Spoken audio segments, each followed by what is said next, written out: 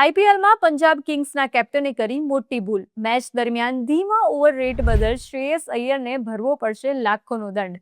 2 વર્ષ પહેલા પણ શ્રેયસને થયો હતો 12 લાખ રૂપિયાનો દંડ. ક્રિકેટ લવર માટે અત્યારે એક ખાસ સિઝન ચાલી રહી છે, એટલે કે આઈપીએલ 2026, જેમાં મંગળવારે રમાયેલી મેચમાં પંજાબ કિંગ્સના કેપ્ટન શ્રેયસ અય્યર પર બીસીસીઆઈએ આ સિઝનની પહેલી કડક કાર્યવાહી કરતા મોટો દંડ ફટકાર્યો છે.